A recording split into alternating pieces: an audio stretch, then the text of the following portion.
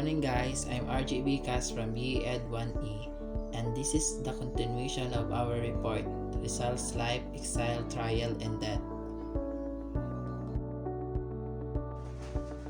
Chapter 22, Exile in the Pitan, 1892 to 1896.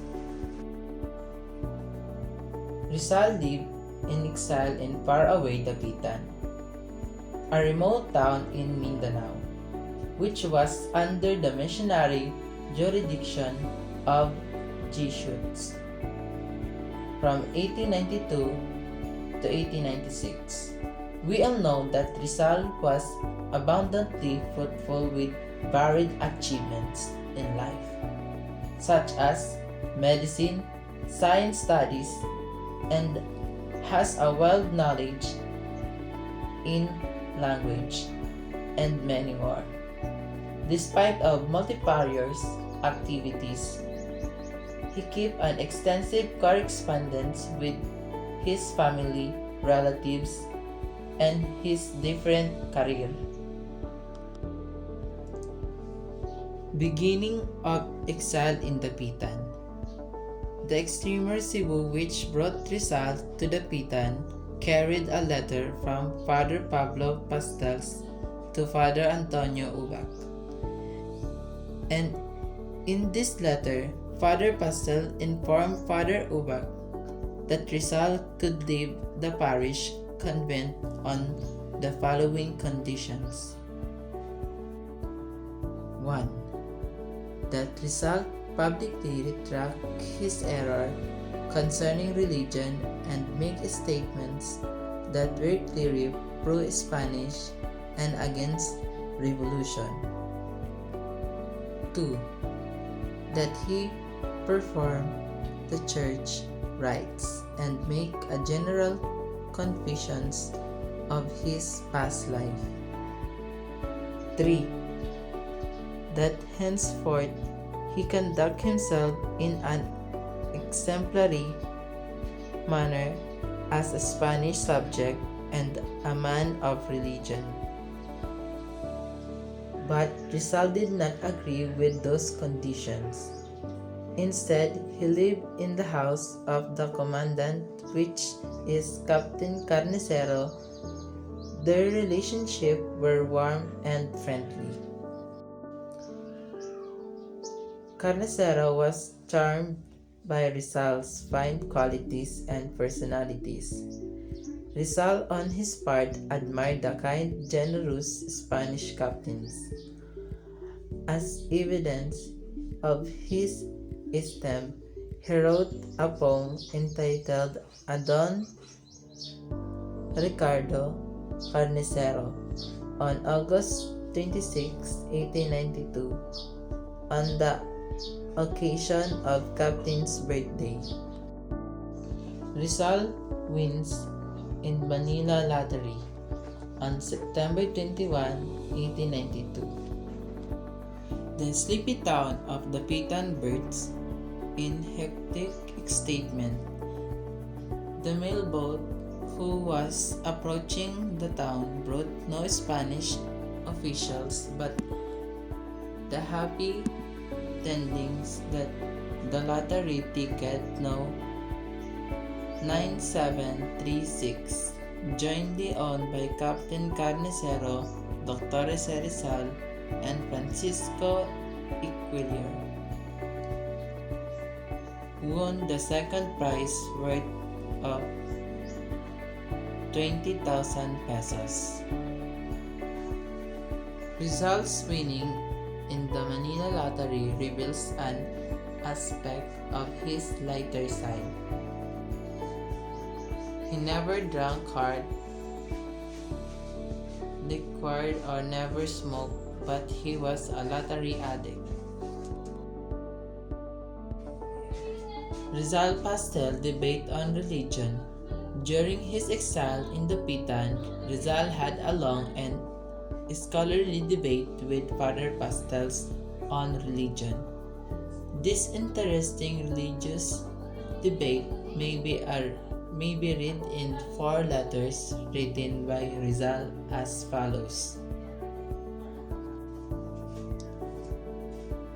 In all his letters to Father Pastel, Rizal revealed his anti-Catholic ideas.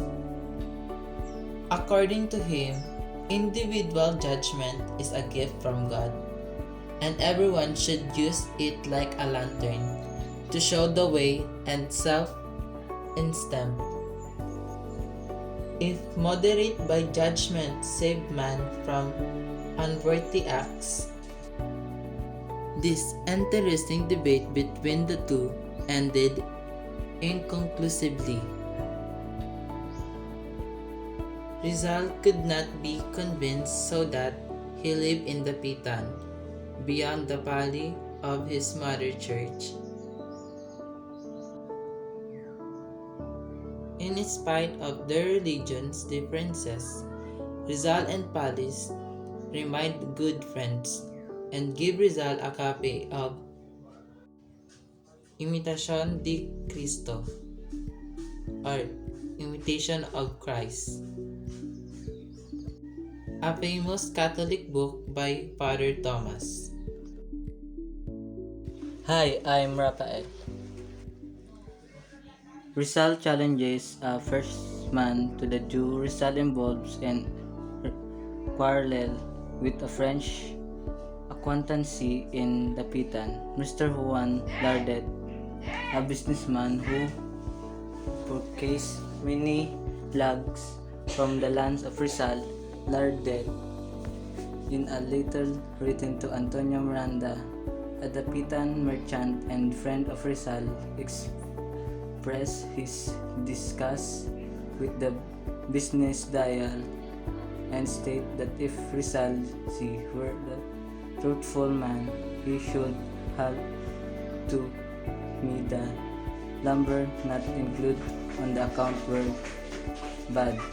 After reading the letter, Rizal flared up in anger regarding to the unsevere comment as an affront to his integrity.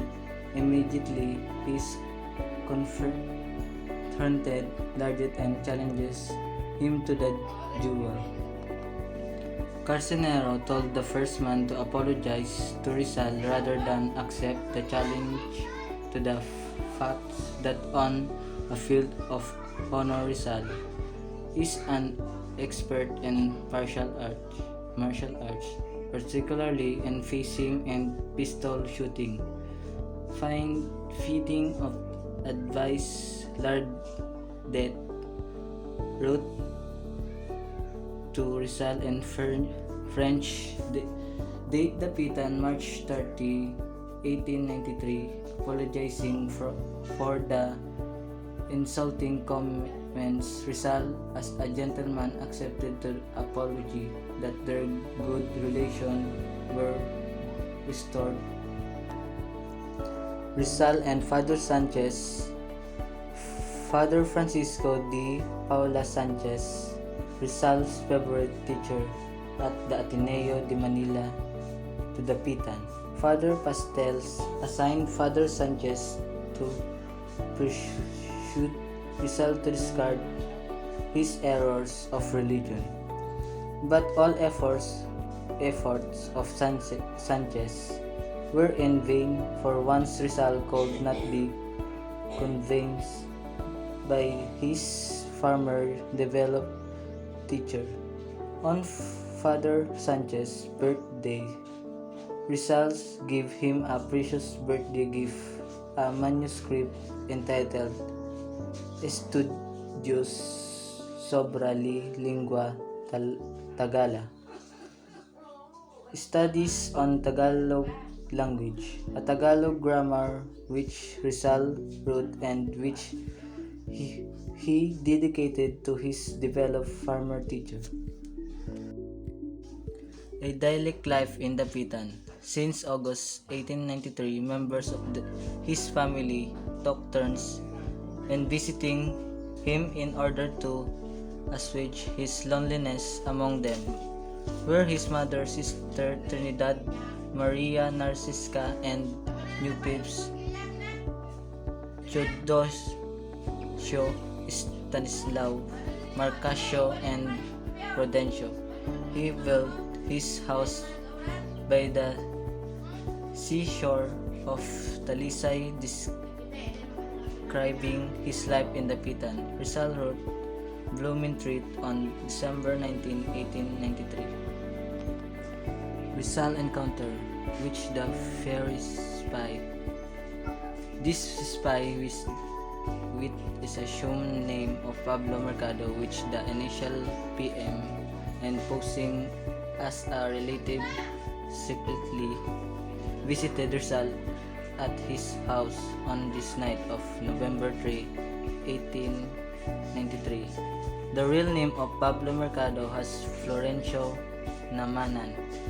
He was hired by the Recollect fears to secret mission in the Pitan to spy on Rizal activities and to fletch certain letters and writing of Rizal which might incriminate his in the revolutionary involvement strategy. Commanded stage suddenly escaped and investigation and release the spy and deny Rizal request for the proceeding investigation. Biblioteca Nacional in Madrid. This document contains certain mysterious deletion. Rizal's biographies, Ritana, 1907, Palma, 1947, and Jose Baron Fernandez, 1982. None of them quoted the text of another documents which in more reliable and valuable in clarifying the whole incident.